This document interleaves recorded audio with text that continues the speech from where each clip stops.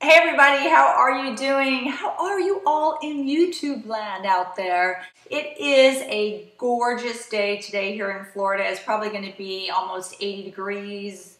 Humidity is not so bad yet. I'm waiting for the onslaught of summer to come, and then I would just hibernate in the house and in malls where the air conditioning is cranked up or cranked down. I don't know, just colder, let's put it that way. But this is going to be my impressions. I kind of like to always preface it as my impressions because I don't like to get everybody all bent out of shape if it's a product they like or they don't like, and then I say something. So these are all kind of my impressions of a product. And again, as usual, I am one of the last people on the bandwagon to get something. I told you before, I am not always on the cutting edge of everything. I just kind of get things as they come along or as I see them. I have been putting on my Tarte. Lately, I've been kind of in my Tarte tinted BB primer mode. I love this stuff. I like it because it just gives me a little bit of coverage. I am over 53, which I always like to say because I never know if someone's new to my channel.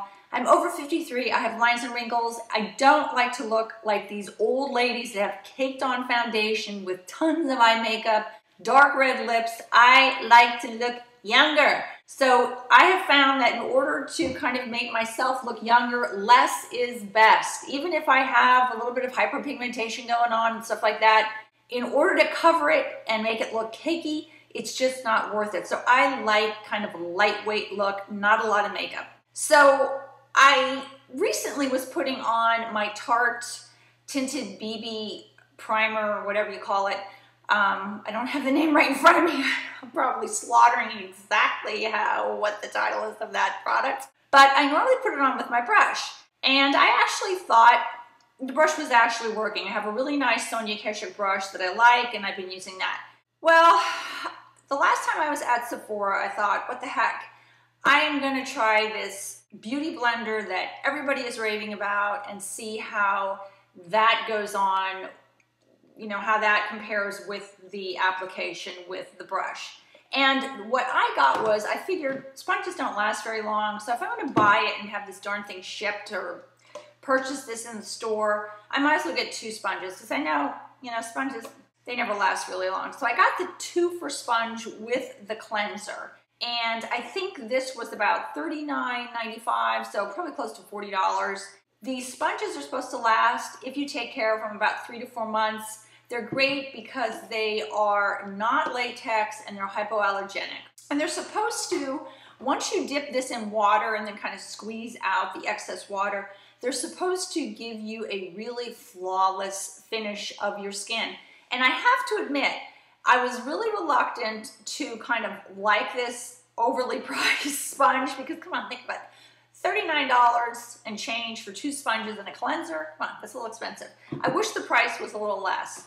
But I really do like this beauty blender. You wet it, it's a little small when you first get it. It's kind of like this size when you get it, if I can get it out of this box. So this is the size when you first get it, and then when you put it in water, it kind of gets a little fat and sucks up all the water, and then you just squeeze this out, any excess. And I normally put some of my foundation on the top of my hand here, and then I dip the wet sponge on that, and then I kind of dab that all over my face and neck.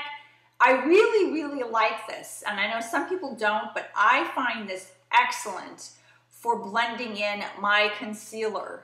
I love this thing. This works better than my fingers. So I just kind of put the concealer on my hand also, dab this in the concealer, and then just dab the concealer all around my eyes. It really does give me a flawless look. As a matter of fact, I prefer this more than anything to put on my concealer. That's just my personal preference. So I really do love this. This does to me work better than those crappy little wedge sponges that I've used to buy in the store. To me, this does not compare to those. This is really a great little sponge. The cleanser, I like the smell of this cleanser. Some people are gonna like it, some people are not gonna like it. I suggest you sniff it, give a little sniff test first if you're in Sephora just to make sure you like it. I like it. It just smells clean to me. I don't know what that is.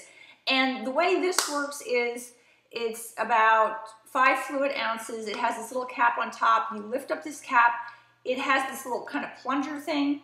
You squeeze this plunger down like that, and when you squeeze it down, I don't want to squeeze it all the way down because all the stuff's going to squirt out. You'll get some of the soap coming out of that little hole there, and then all you do is get your beauty blender, put it on that, squeeze, squeeze, squeeze under the water, so get a good really soap action going on, and then rinse it off with warm water.